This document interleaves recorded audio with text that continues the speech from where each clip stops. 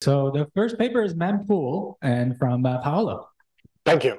Thanks a lot for the introduction. Thanks, Yamak and Agostino, for putting together this conference and for the opportunity to present.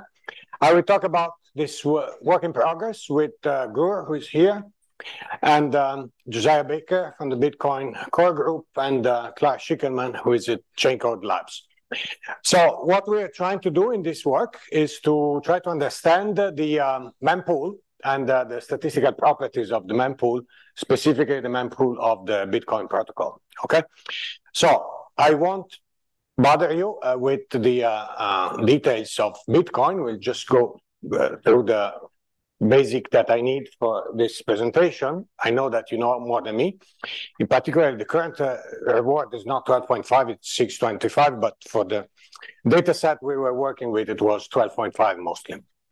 Now, so we're looking at the Bitcoin protocol. So what is specific about this particular blockchain is that blocks are arriving not at regular times, but at exponentially distributed stopping times, okay? And IID also.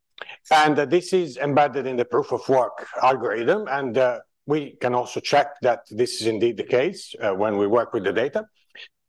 Now, what we want to understand is not how the blockchain behaves, but how the mechanism which brings the transactions from the Bitcoin network to the blockchain behaves. And in particular, we want to see how it can help understand the dynamics of more economically relevant quantities such as fees. Okay, so in particular, miners need to choose which transactions to include in a block. And so at the first order, what they care about is whether a transaction is paying more per unit of real estate in the blockchain, which is a V-byte. And at the same time, this quantity changes a lot over time. And if you want to understand why this is changing, you need to understand the network congestion. And the network congestion cannot be understood by just looking at the blockchain. You need to look at something else, and that's the mempool. So what is the mempool? Basically, when you want to make a new transaction, when you want to propose a new transaction to the Bitcoin blockchain, what you do is that you broadcast it from a node. The node starts to broadcast it to the other nodes using a gossip protocol. And as people hear about this transaction, they start to keep it in mind. What is the mind? This is the mempool, okay? It's just amount of memory. By default, it's 300 megabytes, but you can change it, making it bigger or smaller if you like. And while you have this in your mempool, if you're just a validator, you will just tell it to other people. If you're a miner, and this is where it starts to matter, you will consider this as one possible transaction to include in the next block if it pays enough, okay? So if it pays enough relative to the others that are at the mempool at the same time. So it is a matter that changes over time. The same transaction may be more or less attractive at different points in time. Now, what we want to understand is how does this mempool, in terms of amount of transactions or amount of V-bytes or amount of fees that are changing over time behaves. Why does this matter? Well, first of all, it is a measure of network congestion, which determines transaction fees. But second, it is important if you want to try to find algorithms to optimize submission times and fees, okay? Third, if you want to understand which models you should pick for this queue, because this is a queue essentially, then you want to understand the dynamics of the queue. And if you, depending on the time scale that you're working at, if you're working at the microscopic time scale, you may want to use a jump process. If you're looking at the longer time scale, maybe you don't care about the jumps, so you just want to use a heavy traffic approximation, in which case you want to understand how to model it as a diffusion process, okay? So this is more or less these are more or less the questions that we have in mind. I will tell you about what we have found so far, but there's still work to do, of course. Okay, so we have a new data set which was created by an acquaintance of one of our co-authors who basically started 3 Bitcoin nodes in different parts of the world. And these 3 Bitcoin nodes started to log all the transactions as they came to their attention, okay? And merging this data set, we obtain a pretty good approximation of what the mempool would look like for a representative node at a given point in time. Of course, the mempool is node specific, so there isn't any official version of the mempool because it is not the blockchain. It is just what's on the mind of a particular node at a particular time. But if you accept that transactions are typically broadcast at really quick pace, within a few seconds, what somebody hears, somebody else should hear as well, okay? Okay, so first thing that we find is that the blocks arrive at exponential IID stopping times, and this is reassuring but not very interesting because it is simply confirming that the protocol is working as required, as advertised at least. More interestingly, this is not embedded in any protocol. We find that the arrival rate of the distributions is also consistent with exponential stopping times for the transaction. So the arrival times of transactions to the mempool, not to the blockchain, this also seems to be well modeled by IID exponential. So in other words, it is an endorsement of the Poisson process as a description of the arrival times of the mempool. So this is on average, okay? I will soon contradict myself and I will show you that there is in fact seasonality, okay? And this is another of the aspects that we are highlighting. This seasonality is within the hour of day and within the day of the week. So overall, you can just look at the hour of the week and you can see how it behaves across that, that 7-day period, essentially. And I will show you also that this is partially embedded in the behavior of fees. So in other words, if you want to understand what is predicting the future arrival rates of transactions, this is something that we have not done to the fullest extent that we want to do, but we have started to work on that. What the results that I'm showing you suggest is that you are probably better off not just working with the time series of past transactions, but you should be looking at fees, because fees seem to have a very predictive power for the future congestion of the network, okay? So among the unintended consequences of what we did, we had to stumble upon a problem of how to deal with block arrival times, which do not seem to satisfy the laws of causality, and that's a neat error correction problem that I will show you at the end if we have time. Okay, so very simple accounting of how the mempool is supposed to work. So let's say that MK is we are working on block time here just because it's easier than on calendar time. So I'm calling MK the number of transactions that I have in the mempool at the time where the kth block is mined, okay? So after it is mined.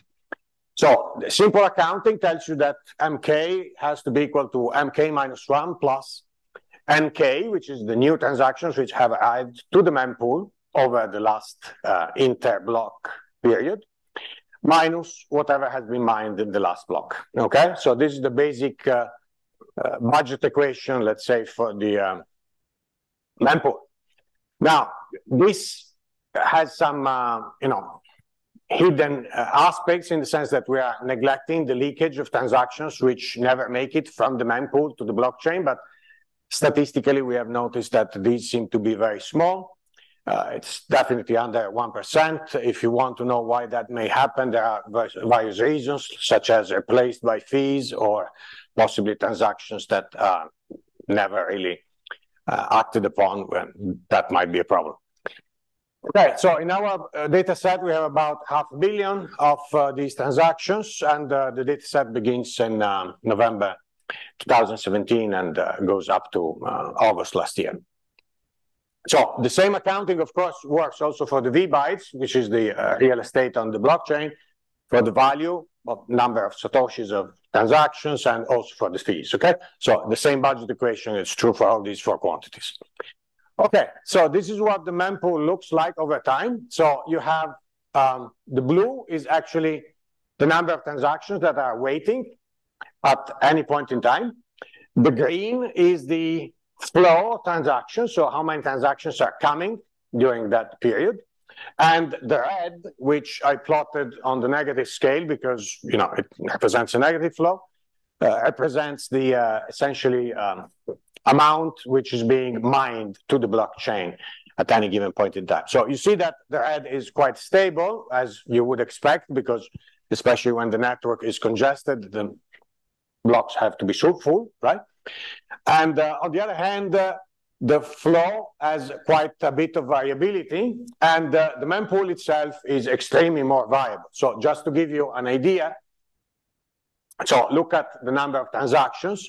So on average, a block will contain 2,000 to 3,000 transactions. Okay, so when you have a mempool of 50,000, that means the network is really congested, because it's going to take several blocks for all the transactions to make it to the blockchain. So you might have to wait a few hours if you do not offer a really competitive fee.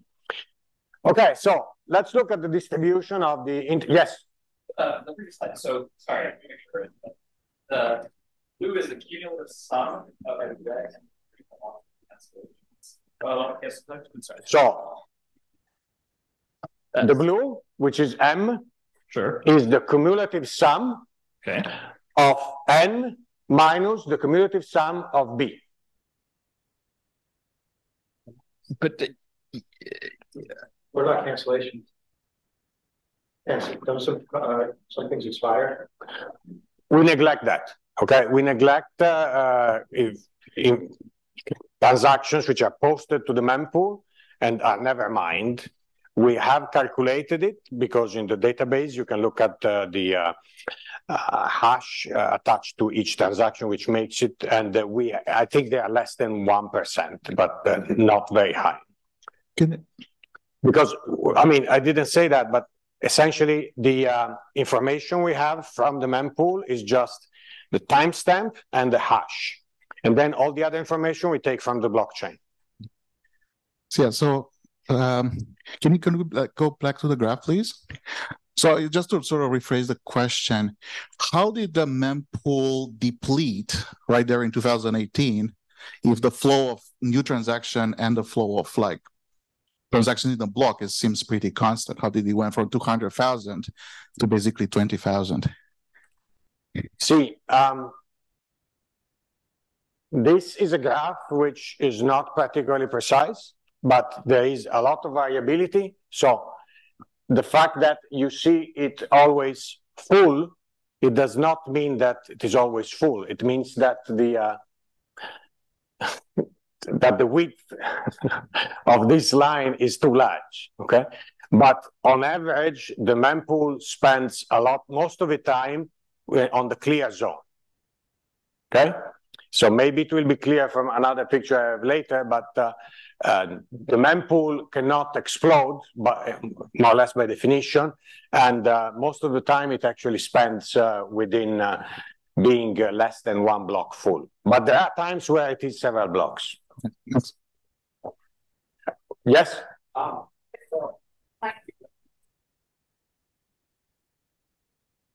So I don't really understand why you use the cumulative sum of the transaction arrivals, because like you're essentially like keeping a transaction from 2019 in like a 2021 data point, right? If you got a transaction that didn't get confirmed in 2019, and then you're in 2021, you're still kind of counting that transaction that never got confirmed in 2019, even though it's not going to be included, right? If we did that, hypothetically, so if there was some build-up of ghost transactions, I think we should not see that the queue spends most of the time near zero. There should be a build-up that takes us away, but this we do not see in the data set. Can you go back to the data set? Because it kind of seems like there is like, if you look at from like, let's say like 2018 all the way to like mid 2019, it seems like there is a slowly like a buildup of more and more transactions that are like. But when you're here, everything is clear, no? Yeah, but right before that, it seemed like. Here, this was to 2021. There was a lot of congestion. This is when Bitcoin was 60,000. And there was like the orders of magnitude, it's like not from that far back in terms of blocks. Yeah. What do you say?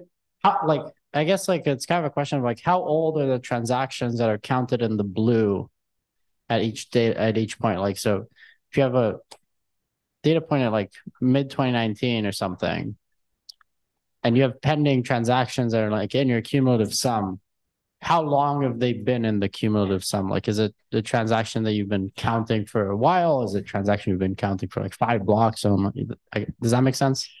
Yes. So I think that any error that is there is very small because the number of transactions which we do not see, so the number of hashes that we see in the mempool data set, but that we cannot match with anything in the blockchain is tiny. As I was saying, was less than 1%. But this is an interesting question. We haven't done that, okay? We should definitely check what is the average lag between when a transaction appears on the mempool and when it actually gets mined. But this needs to be done in a nice predictive way because you want to understand how that depends also on the fee. Because it seems like the green is much bigger than the red, which seems, if maybe I'm misunderstanding, but that seems to hint that like this is just a figment of the picture. Okay. So here there are lots of places where it is actually close to zero, but you see it because the line is too thick. Yeah, no, that makes sense. Yeah. Actually, maybe based on the technology, I just wanted to maybe answer the question or the discussion. Technically, in mempool, the transactions that are waiting will be flushed after 6 days. So I think that's why you mentioned that it's like less than 1% of error, or the transactions cannot stay, for example, since 2019 to 2020. And actually, on average, they are like confirmed in 6 hours. Right. Yeah. I mean, even less often, right? So. What happens? Do you track situations where I submit a transaction, it doesn't get confirmed quickly, and then I resubmit it with a higher fee? Yes, I think there is this. In that case, we count it only once, and we count the other ones, the RBF, as if they were, some other random transactions. They are not particularly prevalent in the data set. I have 6 more minutes. Yeah. So I would be happy to take a lot of questions, but my time is going on. Okay, so I will just give you the main results. Okay, this shows you the block fullness. Okay, in relation to the mempool. If the world were perfect, this would be exactly up and then right. Okay. The world is not perfect, so you see some empty blocks. These are the same picture, but this is in log scale and this is in natural scale. And you see that the fullness is not perfect, but you see that the world is not that bad either. So most of the blocks you see are more than 95% full. Others are, well, actually most of them are 97.5% full, and the ones that are not full are less than 2%. Okay.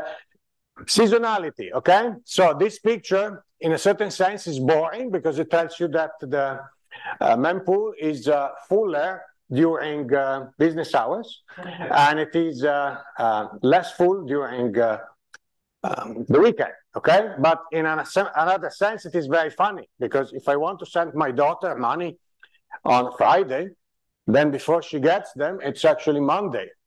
But if you were to do it with Bitcoin, it would be done faster and cheaper on Sunday, right? So Curious, the times are what time zone? Like UTC noon. okay, but- London noon time is the big. Yes. But if you want to look at the flows actually reach the average at 6 a.m. and it comes back at 6 p.m., okay? And the peaks is always around noon UTC, right? And of course, the mean goes down depending on the day of the week that you're looking at. 4 minutes. Sorry, I'm not going to take questions. With seasonality, you will explain 8% of the variability within of the variance of your mempool flow, okay?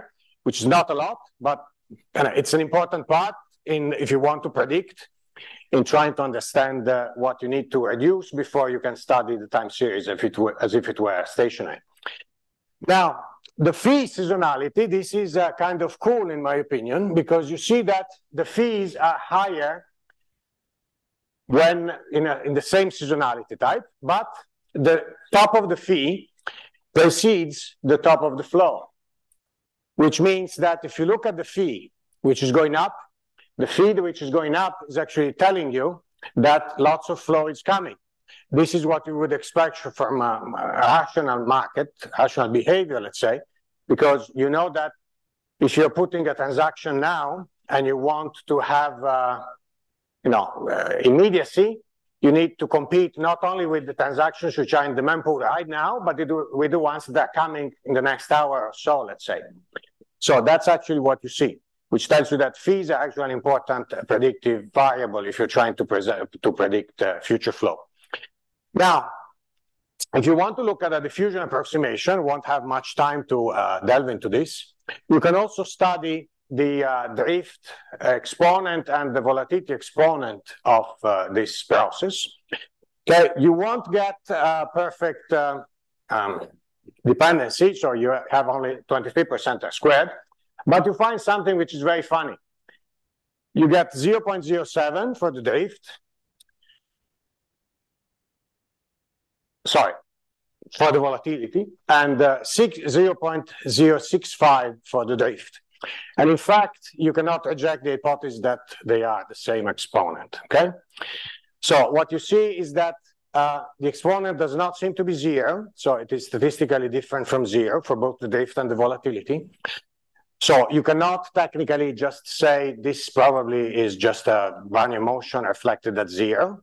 This is probably not a good model, but you, in principle, cannot reject a model of this type where alpha is close but not exactly zero.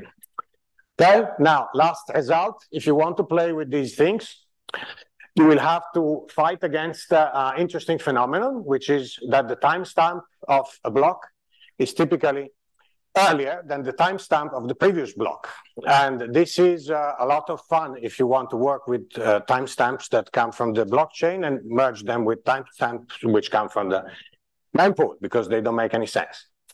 So they will ruin 845 of your blocks, but not only that, because they will ruin also the ones before, the ones afterwards. And it's not obvious how to correct it locally, because when you see a timestamp which is going back, you don't know whether this timestamp is wrong or whether the previous timestamp was forward too much. So how do you fix it locally? We tried, but we didn't work very well. But you can fix it globally using integer programming approach. You can use two binaries for each block. With one binary, you decide whether to omit that block or not. With other binary, you decide whether you keep whether to keep the timestamp in the blockchain or to use the best guess you can get from the mempool, because you know that the timestamp of the latest transaction in the block must be a lower bound for the timestamp of that block, right? So you decide which one to use for each of these two blocks. optimizing this, you feed it either to an open source optimizer that it will work. You minimize the number of omissions, and after minimizing the number of omissions, you also try to minimize the number of guesses that you're using as opposed to the timestamp in the blockchain. And this will kill all the violations except 29. And then for the remaining 29 holes, you do not have any repeated holes. So you can just take the midpoint, which is consistent with the conditional law of an exponential law given the sum of two IIDs of the same type. And I thank you for your attention. Probably I ran out of time for a couple of minutes.